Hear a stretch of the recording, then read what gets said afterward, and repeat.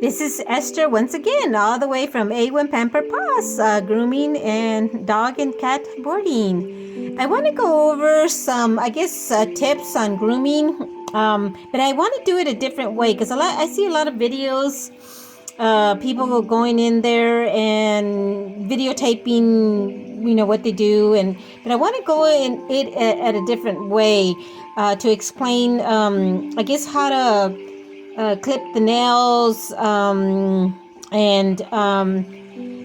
kind of go over, what I've learned, my experience. It might be different for everybody and the way they see it and the way they teach you. It's the right way, but I notice also some other ways that you can tell where to clip and so forth. So what I'm going to do is I'm going to go over and kind of explain what happens if you don't get your dog's nails trimmed. And I'm just going to show you. I did a drawing here. For example, here, this is if you're looking at this like a dog's nail going like sideways. This green area, that's the area where the blood supply goes to the nail.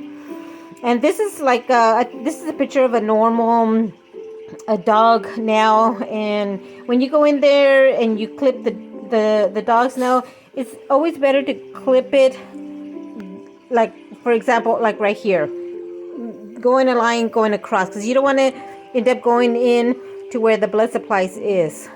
So that's an example of a good nail that normally gets a clip when it needs to be clipped. Okay. And then the next section is, this is a nail, and this is kind of looks weird because I'm not a good person that knows how to draw. Is a dog that probably doesn't get groomed as often as it should be. When you don't get your dog's nails trimmed often, what normally does is, obviously, well, you can tell that the nail is going to get long and pointed and so forth. But if you also don't groom the nail often, the red part where the blood supply goes to the nail, it also grows. And then when you go in there and you try to clip the nail, well, then you got to clip way over here. And then people say, well, you still left my dog's nail kind of long. And normally what I do, I normally go up here, but sometimes I have to go here and trim it up here. And then, obviously you treat it with that powder, so you can stop the bleeding. But and then you retrain the nail to stop, not allowing this to grow longer. So, and that's what you do. There's other ways that you could also look at the nail. If you're looking at the nail, for example, towards the nail, you also see, for example, if it's trimmed correctly, you often see, well, it's all white. Maybe you'll see a little dent in the nail when the nail is facing towards you. If you get the dog to put their paw up and you can see the bottom of the nail, you can see that. But when it's it's getting too long, and it's been long, and you haven't trimmed it forever or never, then you start seeing a darker area, and you know that, okay, or let's say that you start clipping the nail, but you don't know where to stop. When you start seeing a dark area at the nail, that's when you stop. Or maybe something like this, and then you stop. You don't want to go further than that. Okay. And then looking at the nail this way, like let's say they have their paw this way. It depends on how I'm looking at it. Once I clip it, usually I go back and I grind the nail, and I also like the nails going this way, and then I grind the nail going that way. So I go around, make it round, and I also go in here and shine it up. And then a lot of people also ask questions. They want to know, well, how do you know when where the nail, where you can stop without going into the red part of the nail where the blood supply is? The way I tell, or when I clip a nail, is usually the nail is usually smoother up here where the red supply is.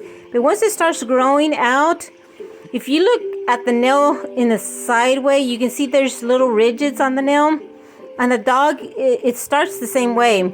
You start seeing ridges, but you see the ridges going this way, and each ridge is like when it keeps growing and growing and growing. So you see the ridges. The further you go out further on the nail, it gets closer. The closer you are towards the inner part of the nail, the ridges are more separated, and that's how you can tell when you're trimming a black nail of a dog. You can't really see the red part or the supply of the dog, but you see the ridges, and that's how I can tell. And usually I cut like right there. That's how you can cut. You go in, click, and there it is, because you see the ridges.